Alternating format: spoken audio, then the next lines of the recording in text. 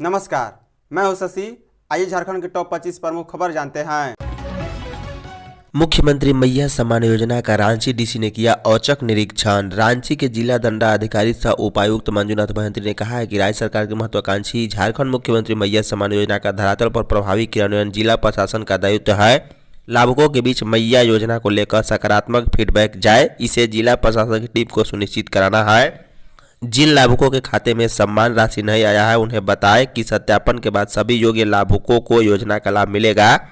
रांची जिला दंडाधिकारी सह उपायुक्त मंजुनाथ महंती ने शुक्रवार को ये बातें कही। उपायुक्त औचक निरीक्षण करने वार्ड संख्या 2 हातमा भट्टा उप टोला रांची पहुंचे और झारखंड मुख्यमंत्री मैया सम्मान योजना का भौतिक सत्यापन कार्य देखा। उपायुक्त मंजुनाथ महंती ने आंगनबाड़ी सेविकाओं को निर्देश दिया है कि लाभुकों के सत्यापन पर फोकस करें। सभी आंगनबाड़ी सेविका अपने अपने क्षेत्र में लाभुकों का सत्यापन करें। रांची जिला दंडाधिकारी सह उपायुक्त मंजुनाथ महंती ने ग्रामीण एवं शहरी क्षेत्रों में भौतिक सत्यापन फॉर्म का सुचारू रूप से वितरण सुनिश्चित करने का निर्देश दिया है। जेएसएससी सीजीएल पेपर लीक मामले में छात्रों को ले जाया गया था नेपाल। जेएसएससी की सीजीएल परीक्षा से जुड़े मामलों की सीआईडी जांच में रोज नए तथ्य सामने आ रहे हैं। जांच में अब यह बात भी सामने आई है कि गिरोह से जुड़े लोग छात्रों को पेपर उपलब्ध कराने का झांसा देकर नेपाल के वीरगंज ले गए थे। वहां पर अलग अलग परीक्षार्थियों को कई सवाल रटवाए गए थे। सीआईडी ने नेपाल गए 28 छात्रों को चिन्हित भी किया है। इसमें से 10 परीक्षा में सफल भी हुए हैं। सीआईडी की एसआईटी को अब तक जो साक्ष्य मिले हैं उसके मुताबिक जो गिरोह पूरे फर्जीवाड़े में पकड़ा गया था उसका मुख्य मास्टर परीक्षा पेपर उपलब्ध कराने के नाम पर ठगी करने जा रहा है।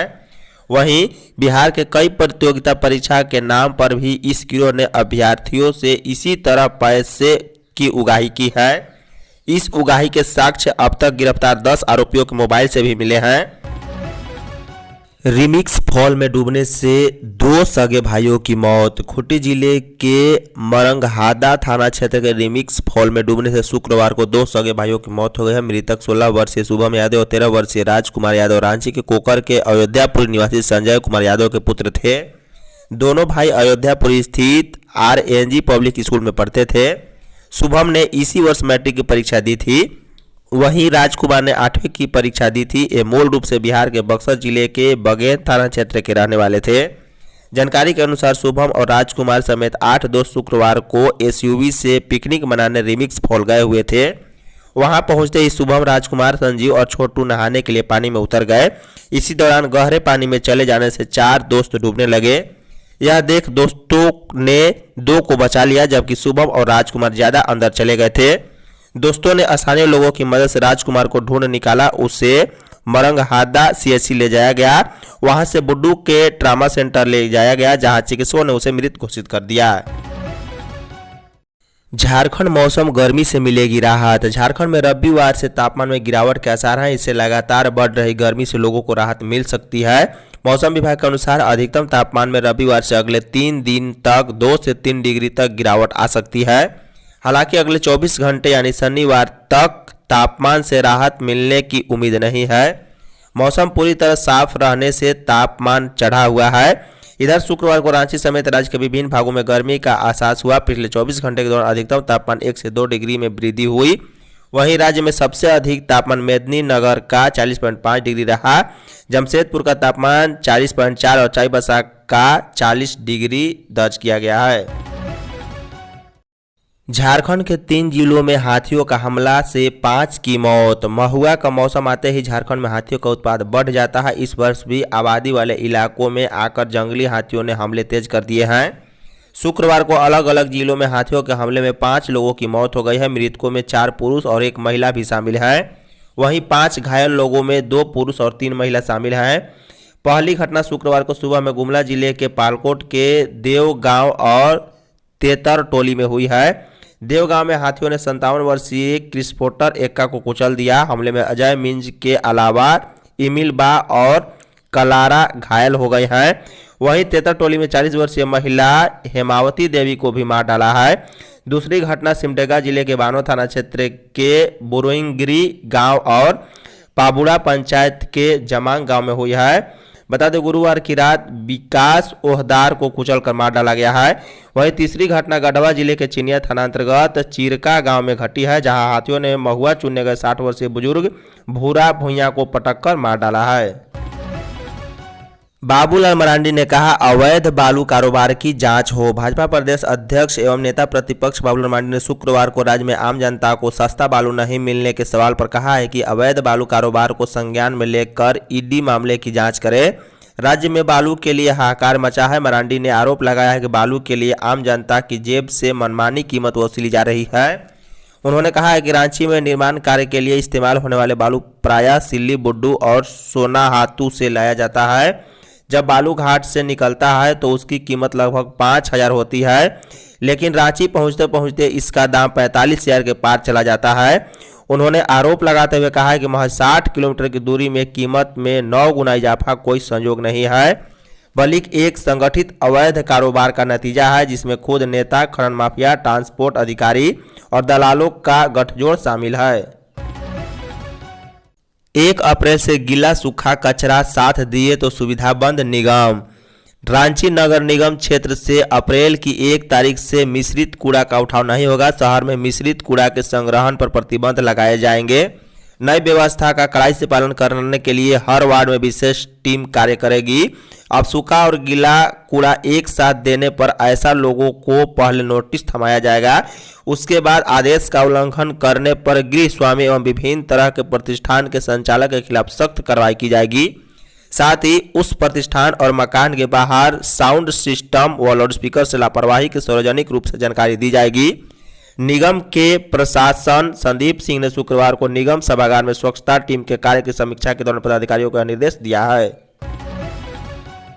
आजसू नेता की हत्या के विरोध में 4 घंटे जाम। आजसू रातू प्रखंड के उपाध्यक्ष और विशाल फुटवियर के संचालक भूपल साहू की हत्या के विरोध में स्थानीय लोगों और आजसू नेताओं ने पंडरा के रवि स्टील के पास शुक्रवार को 4 घंटे तक सड़क जाम कर दिया। NH 39 पर सड़क के दोनों ओर घंटे तक वाहनों की लंबी कतार लगी रही। हालांकि बाद में जाम की जानकारी होने पर वाहन सवार लोग वैकल्पिक मार्ग समेत रिंग रोड और इटकी रोड से होकर गंतव्य के लिए निकले। हत्या के विरोध में पंडरा फ्रेंड्स कॉलोनी मुहाना से लेकर कमरे तक सड़क के दोनों छोर की दुकानें बंद रही। किसी भी प्रतिष्ठान में कोई कामकाज नहीं हुआ। बड़ी संख्या में स्थानीय लोग और आजसू के नेता और कार्यकर्ता सुबह 7 बजे से ही मुख्य मार्ग पर जुटने लगे थे। अनिल टाइगर की पत्नी ने दर्ज कराया केस। भाजपा नेता व कई धार्मिक संगठन से जुड़े अनिल टाइगर की हत्या मामले में पत्नी लता देवी ने केस दर्ज कराया है। कांके थाना में दर्ज मामले में उन्होंने बताया है कि घटना के समय वह गागी खटंगा गांव में अपने आवास पर थी। शाम में 4 बजे मोबाइल पर सूचना मिली कि कांके चौक में शिव मंदिर परिसर में ठाकुर होटल में बैठे उनके पति पर बाइक से आए 2 अपराधियों ने पिस्टल से गोली मार दी है और रिंग रोड की ओर भाग निकले। इसी सूचना पर वह परिवार के अन्य सदस्यों के साथ ठाकुर होटल पहुंची तो पता चला है कि उनके पति को इलाज के लिए रिम्स ले जाया गया। वहां पहुंचने पर देखा है कि पति के सिर पर जख्म है और खून बह रहा है। इलाज करने वाले डॉक्टरों ने बाद में बताया है कि उनकी गोली लगने की वजह से मौत हो गई। उन्होंने किसी भी पर पूर्व की रंजिश को लेकर शंका जाहिर नहीं किया है। वहीं बंद के दौरान मेन रोड में प्रतिनियुक्त दंडाधिकारी ने जेएलकेएम नेता देवेंद्र नाथ महतो और अन्य पर केस दर्ज कराया है। जेएसएससी सीजीएल मामले में सीआईडी को मिले छात्रों से उगाही के साक्ष्य। जेएसएससी की सीजीएल परीक्षा से जुड़े मामले में सीआईडी की एसआईटी को गिरफ्तार आईआरबी जवानों और मास्टरमाइंड संदीप त्रिपाठी उर्फ शशि भूषण दीक्षित के मोबाइल फोन से छात्रों को उगाही के साक्ष्य मिले हैं। छात्रों से पैसे की लेन देन में जिन बैंक खाते का इस्तेमाल किया गया था उसे भी एसआईटी ने चिन्हित किया है।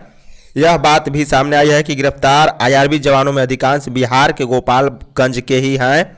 मास्टरमाइंड संदीप भी गोपालगंज का ही है, लेकिन वह अब गोरखपुर में रहता है।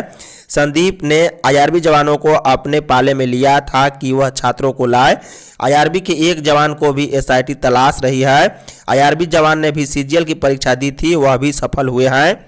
एसआईटी ने दुमका समेत कई जगहों पर आरोपी जवान की तलाश में छापेमारी की, लेकिन वह फरार है। वहीं इस मामले में सीआईडी आईआरबी जवान कुंदन समेत अन्य को रिमांड पर लेगी। ASL सुविधा वाली 30 एम्बुलेंस की होगी खरीदारी। राज्य में सुदूर क्षेत्रों में रेफरल व्यवस्था दुरुस्त की जाएगी। स्वास्थ्य विभाग इसकी तैयारी में जुट गया है। इसके तहत राज्य में एडवांस लाइफ सपोर्ट की सुविधा से युक्त 30 एम्बुलेंस खरीदी जाएगी। स्वास्थ्य विभाग के अपर मुख्य सचिव अजय कुमार सिंह ने एम्बुलेंस का क्रय करने की स्वीकृति प्रदान करने के बाद इस मद में 15 करोड़ रुपए आवंटित कर दिए हैं। बता दें, अपर मुख्य सचिव ने कहा है कि राज्य के सुदूरवर्ती क्षेत्रों में रेफरल सेवाओं को और अधिक सुदृढ़ बनाने के लिए 30 ASL एम्बुलेंस खरीदी जाएगी। एडवांस लाइफ सपोर्ट की सुविधा वाली एक एम्बुलेंस की अनुमानित लगभग 50 लाख रुपए होगी। एम्बुलेंस खरीदने की जिम्मेदारी अभियान निदेशक राष्ट्रीय स्वास्थ्य मिशन को दी गई है। टोटो में नक्सली डंप ध्वस्त, 28 IED बरामद। पश्चिमी सिंहभूम के टोटो के जमकी कीर गांव के पास सुरक्षा बलों के जवानों ने शुक्रवार को नक्सली डंप को ध्वस्त कर दिया है। जंगल और पहाड़ी पर बने इस डंप से 28 IED समेत अन्य विस्फोटक बरामद हुए हैं। SP आशुतोष शेखर ने यह जानकारी दी है। SP ने बताया है कि जंगल में नक्सलियों के गोला बारूद छिपाकर रखने की सूचना मिली थी।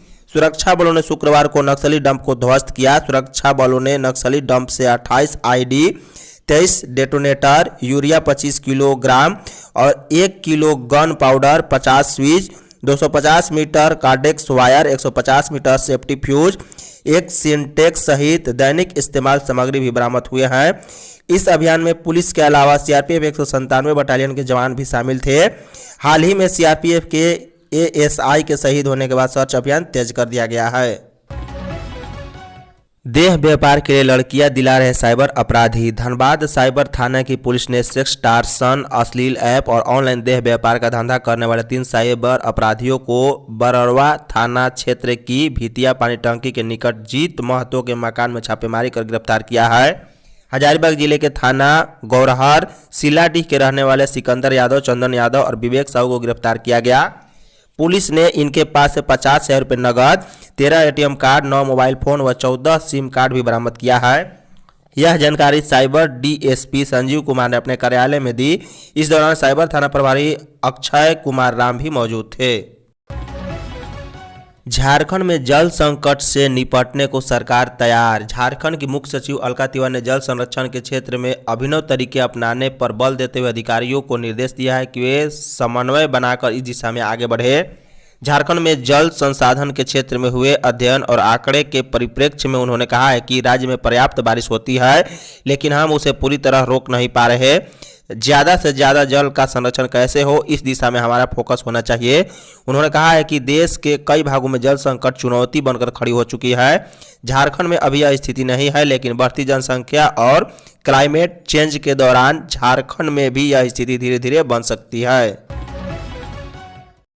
झारखंड के तीरंदाजों ने जीते 3 स्वर्ण समेत 6 पदक। झारखंड के तीरंदाजों ने विजयवाड़ा में 24 से 28 मार्च तक आयोजित मिनी सब जूनियर नेशनल तीरंदाजी में 3 स्वर्ण समेत कुल 6 पदक जीते हैं। झारखंड के तीरंदाजों ने 3 स्वर्ण के अलावा 2 रजत और 1 कांस्य पदक हासिल किया। झारखंड के लिए सोनी कुमारी ने इंडियन राउंड के सिंगल्स में स्वर्ण जीता।